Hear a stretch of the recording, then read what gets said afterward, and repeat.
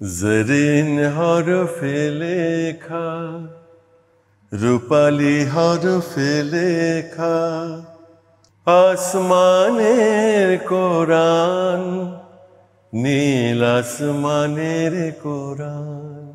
আসসালামু আলাইকুম ওয়া রাহমাতুল্লাহি ওয়া বারাকাতুহু। ইন্নাল হামদালিল্লাহি ওয়া কাফা ওয়া সালামুন আলা ইবাদিহিল্লাযিনা ইসতাফা, আম্মা বাদ। প্রিয় দর্শক শ্রোতা, এই মুহূর্তে যেখান থেকে আমাদের সাথে যুক্ত হয়েছেন আপনাদের সকলকে সাদর অভিনন্দন জানাচ্ছি ZSRM প্রেজেন্ট ইসলাম জানা অজানা অনুষ্ঠানে, পাওয়ার্ড বাই টোশিন এরেঙ্কন রেফ্রিজারেটর। প্রিয় দর্শক, আপনারা জানেন যে আমরা প্রতিদিন নতুন নতুন বিষয় নিয়ে আলোচনা করে থাকি। আজ যে বিষয়টি নিয়ে আলোচনা করব তা হচ্ছে সন্তান জন্মের পরে মা বাবার কি করণীয় রয়েছে এ বিষয়ে। আর এ বিষয়ে আলোচনা করবার জন্য আমাদের স্টুডিওতে উপস্থিত রয়েছেন বাইতুর রহমান জামে মসজিদ মিরপুরের সম্মানিত খতিব মাওলানা নুরুল হাসান তাওহিদ। আসসালামু আলাইকুম ওয়া রাহমাতুল্লাহি ওয়া বারাকাতুহু। ওয়ালাইকুম আসসালাম ওয়া রাহমাতুল্লাহ। কেমন আছেন? জি আলহামদুলিল্লাহ। মুহতারাম, আপনি কেমন আছেন? জি আলহামদুলিল্লাহ ওয়া শুকরিল্লাহ। প্রিয় দর্শক, আপনারা জানেন যে সন্তান সন্ততি এটি মহান রাব্বে কারিমের পক্ষ থেকে একটি বড় অনুকম্পা, একটি বড় নিয়ামত। আল্লাহ সুবহানাহু ওয়া তাআলা যাদের সন্তান দান করেন তারা বুঝতে পারেন আসলে সন্তান যে কত বড় নিয়ামত। যাদের সন্তান হয় না তারা জানেন যে আসলে সন্তানের জন্য তারা কত কাকুতি মিনতি করেন। ইয়াহাবুলি মাইয়াশাউ ইনাসা, আল্লাহ পাক রব্বুল আলামিন যাকে চান কন্যা সন্তান দেন। ও ইয়াহাবুলি মাইয়াশাউ যুকুরা, আল্লাহ যাকে চান ছেলে সন্তান দেন। ও ইউজাব্বিজুহুম যুকরান ওয়া ইনাসা, আল্লাহ যাকে চান ছেলেও দেন মেয়েও দেন। ওয়াইয়াজালু মাইয়াশাউ আকিমা, আল্লাহ যাকে চান বন্ধা বানান। তা আল্লাহ যে দয়া করে মায়া করে আমাদেরকে নেককার সন্তান দান করলেন, এই সন্তানটা যেন সালেহ হয়, আল্লাহওয়ালা হয়, মুত্তাকিদের যেন ইমাম হয়। রব্বানা হাবলানা মিন আজওয়াজিনা ওয়া যুররিয়াতিনা কুররাতা আয়ুনি ওয়াজআলনা লিল মুত্তাকিনা ইমামা। এমন সন্তান আমরা চাই যে সন্তানটা পায়াসম্যান হবেন, মুত্তাকিদের ইমাম হবেন। আসুন আমরা একজন সন্তান লাভ করার পরে আমাদের যারা গার্ডিয়ান হিসাবে আছি, আমরা যারা মা বাবা আছি, আমাদের কি করণীয় বিষয়ে আমরা বিস্তারিত আলোচনা শুনি। মাওলানা নুরুল হাসান তাওহিদ, আপনার কাছে। জাযাকুমুল্লাহ। একজন সন্তান যখন ভূমিষ্ঠ হয় তার পরিবারের পক্ষ থেকে, পিতামাতার পক্ষ থেকে প্রথম করণীয় হচ্ছে আন্তরিকভাবে আল্লাহ তাআলার কাছে শুকরিয়া আদায় করা, আলহামদুলিল্লাহ বলা। আলহামদুলিল্লাহ বলা। যেমনটি সাইয়েদানা ইব্রাহিম আলাইহিস সালাম বলেছিলেন, আলহামদুলিল্লাহিল্লাযী ওয়াহাবা লি আলাল কিবারি ইসমাঈল ওয়া ইসহাক ইন্না রাব্বী লাসামিউদ দুআ। আমি সেই সত্তা আল্লাহ তাআলার কৃতজ্ঞতা আদায় করছি, প্রশংসা আদায় করছি, যিনি বৃদ্ধ বয়সে আমাকে ইসমাইল এবং ইসহাককে দিয়ে পূর্ণ করেছেন। ইন্না রাব্বী লাসামিউদ দুআ, নিশ্চয় আমার রব তিনি দোয়া শ্রবণকারী। 2 নম্বর করণীয় হচ্ছে সন্তানের ডান কানে আজান দেয়া, বাম কানে ইকামত দেয়া। যেমনটি উবাইদুল্লাহ ইবন রাফি থেকে স্পষ্ট হাদিসে সুনান আবু দাউদ এবং সুনান তিরমিজিতে বর্ণিত হয়েছে। তিনি তার পিতার সূত্রে বর্ণনা করেছেন, রাআইতু রাসূলুল্লাহ সাল্লাল্লাহু আলাইহি ওয়া আলিহি ওয়াসাল্লাম আযানা ফি উযুনিল হাসান ইবনে আলী হিনা ওয়ালাদাতহু ফাতিমাতু বিসসালাহ। তিনি বলেন, আমি রাসূল সাল্লাল্লাহু আলাইহি ওয়া আলিহি ওয়াসাল্লামকে দেখেছি যখন ফাতিমাতুজ জোহরা রাদিয়াল্লাহু আনহা ওয়া সালামুল্লাহি আলাইহা তিনি যখন হুসাইন রাদিয়াল্লাহু তাআলা আনহুকে প্রসব করলেন, আল্লাহর হাবিব তার ডান কানে একেবারে আজান দিলেন, সালাতে যেভাবে আজান দেওয়া হয় সেভাবে। এবং ভিন্ন বর্ণনায় আছে আল্লাহর হাবিব বলেছেন, তোমরা ডান কানে আজান দাও এবং বাম কানে ইকামত দাও। 3 নম্বর যে করণীয় সেটি হচ্ছে একজন সন্তানকে তাহনিক করা। তাহনিক কি অনেকে হয়তো বুঝবে না, মধু বা মিষ্টি জাতীয় দ্রব্য অথবা খেজুর চিবিয়ে ঠোঁটের ভেতরে বা মুখের ভেতরে হালকা একটু দেওয়া, সন্তানের মুখে দেওয়া। যেমনটি আবু মুসা আল আশআরি রাদিয়াল্লাহু আনহু থেকে বিশুদ্ধ সনদে বর্ণিত, তিনি বলেন, উলিদা লি গুলামুন ফাআতাইতু বিহিন নবী সাল্লাল্লাহু আলাইহি ওয়া আলিহি ওয়াসাল্লাম। আমার একটা সন্তান, পুত্র সন্তান জন্মগ্রহণ করলো, আমি তাকে আল্লাহর হাবিবের কাছে নিয়ে আসলাম। ফাহান্নাকাহু বিত্তামরা ওয়া দাআ লাহু বিল বারাকা ওয়া সাম্মাহু বিইব্রাহিম। আমার সেই সন্তানকে আল্লাহর হাবিব খেজুর দ্বারা তাহনিক করলেন, একটুখানি খেজুর চিবিয়ে আমার সন্তানের ঠোঁটের ভিতরে দিলেন এবং বরকতের জন্য দোয়া করলেন এবং তার নাম রাখলেন ইব্রাহিম। এবং 4 নম্বর সন্তানের জন্য যে করণীয় সেটি হচ্ছে যখন কোলে নিবে তখন তার বরকতের জন্য দোয়া করা। এবং হাদিসে স্পষ্ট সেই সনদে আছে, আল্লাহর হাবিব থেকে বর্ণিত, আল্লাহর হাবিব দোয়া করেছেন, আল্লাহুম্মা বারিক লাহুম ফিমা রাযাকতাহুম, আল্লাহ তার সকল কাজে আপনি বরকত দান করুন এবং যে রিজিক দিয়েছেন তাতেও আপনি বরকত দান করুন। এবং 5ম নম্বর যে করণীয় সেটি হচ্ছে 7 দিনের দিনে আকিকা করে দেওয়ার চেষ্টা করা। কারণ আল্লাহর হাবিব বলেছেন, ইন্নাল ওয়ালাদ মুরতাহিনুন বিআকিকাতিহি, নিশ্চয়ই একজন নবজাতক সে আকিকার সাথে বন্ধক বা ঝুলন্ত থাকে।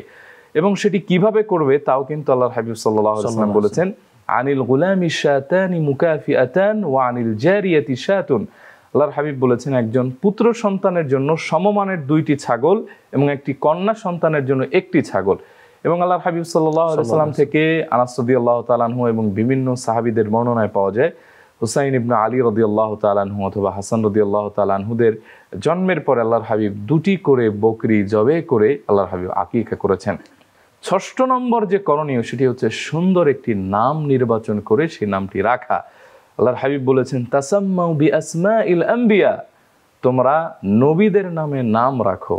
এবং আহাব্বুল আসমা ইলাল্লাহি আব্দুল্লাহ ওয়া আব্দুর রহমান, আল্লাহর কাছে সবচেয়ে প্রিয় নাম হচ্ছে আব্দুল। 5 স্টার রেটিং প্রাপ্ত European standard refrigerator Toshin Rankon, manufactured by Rankon electronics.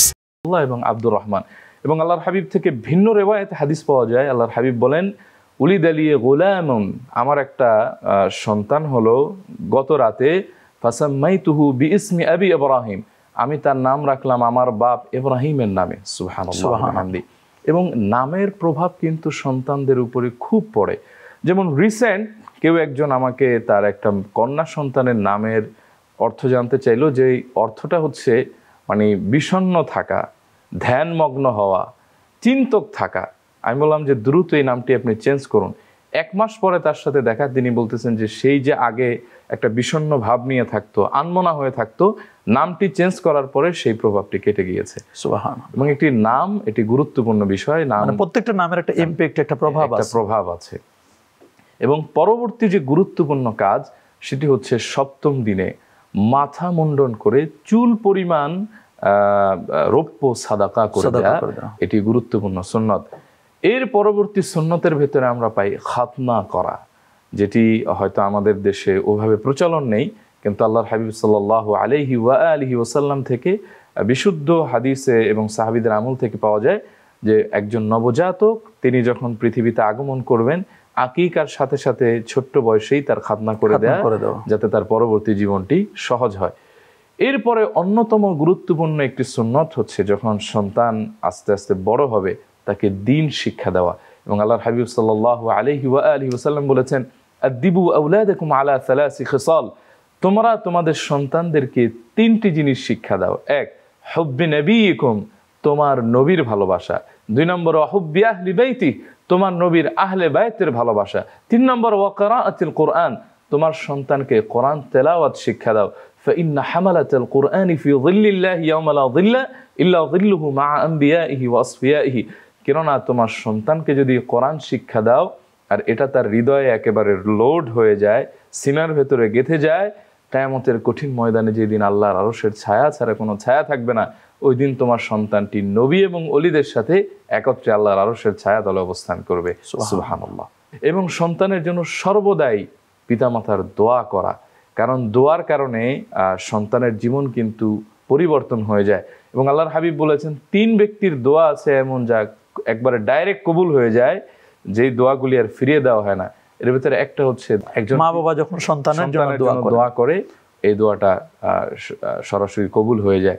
সন্তানের তো অনেকগুলো অধিকার রয়েছে, তার বেঁচে থাকার অধিকার, তাকে সুস্থ থাকার অধিকার, খাবার খাওয়ার অধিকার। যেমন একজন মার তো দায়িত্ব রয়েছে, আল ওয়ালিদাতু ইউরদিনা আওলাদাহুন্না হাওলাইনি। 5 স্টার রেটিং প্রাপ্ত European standard refrigerator Toshin Rankon, manufactured by Rankon electronics. কামেলাইন 2 বছর তাকে দুধ পান করাবে, তো এই অধিকার নিয়ে আপনি কি বলবেন? অনেকে একটি বাচ্চা জন্ম দেয় কিন্তু বাচ্চার যে কেয়ার এটা সে করে না, অনেকে ডে কেয়ারে পাঠায় দেয়, নাইট কেয়ারে পাঠিয়ে দেয়, মা বাবা কোনো গুরুত্ব দেয় না।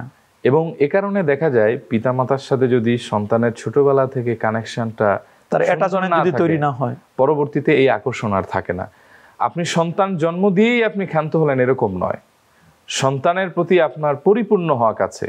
সাইয়েদনা ওমরের কাছে এক লোক এসে বিচার দিয়েছিলেন যে আমার সন্তান তো অবাধ্য, সে এটা করে না এটা করে না। তখন সাইয়েদনা ওমর বলছেন যে তুমি যে তোমার সন্তানের নামে এতগুলো বিচার দিলা, তুমি তোমার সন্তানের কি হক আদায় করলা? তার মানে আমাদের মা বাবাদেরও হক আদায় করতে হবে। হক ধন্যবাদ আদায় মাওলানা করতে নূর হোসেন তাহিদ, খুব চমৎকার বলছিলেন।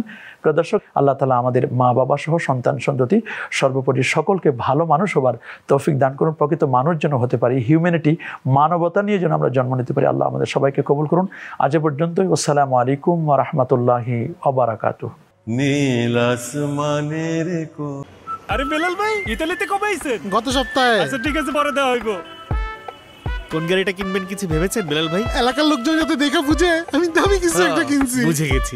কয়দিন আগে শোরুমে একটি পুরাতন গাড়ি তুলেছি, রং করার পরে একদম নতুনের মতো। কই দেখি। এই যে নতুন না পুরাতন কেউ বুঝতেই পারবে না, শুধু ইঞ্জিনে একটু সমস্যা। দুলা ভাই, গাড়ি ইঞ্জিনই তো। ইঞ্জিন তো থাকবো গাড়ির ভিতরে, সবাই তো দেখবো গাড়ি। বেলাল ভাই, আপনি কিন্তু বুদ্ধিমান আছেন। বেলাল ভাই, শুনলাম গাড়ি কিনছেন, বাইরে নাকি বানাইবেন, তার জন্য তো তোমার কাছে আসা। তাহলে কোন রড দিব? সস্তা কিছু একটা দাও। দুলা ভাই, সস্তা রড। রড তো থাকবো বাড়ির ভিতরে, সবাই তো দেখবো বাড়ি। ভাই আপনি কিন্তু বুদ্ধিমান আছেন। তাই কি হলো? বস, ইঞ্জিন তো গরম হয়ে বন্ধ হয়ে যাইতেছে, একটু হেলতে হইব। দুলা ভাই, ইঞ্জিন ঠিক না থাকলে গাড়ির যেমন কোনো ভরসা নাই, ভালো রড না হইলে বাড়িরও কোনো ভরসা নাই, দুইটাই বিপজ্জনক। তো কোন রড কিনবো? কেন, জেডএসআরএম 25 বছরের অগ্রযাত্রায় জেডএসআরএম ভিত্তি করে দিচ্ছে আমাদের স্বপ্নের স্থাপনার। দেশের সবাইকে নিশ্চিন্ত আর নিরাপদে রাখার আমাদের এই চেষ্টা চলবে আগামীতেও। জেডএসআরএম 25 বছরের পথ চলায় নিরাপদে রাখার প্রত্যয়ে।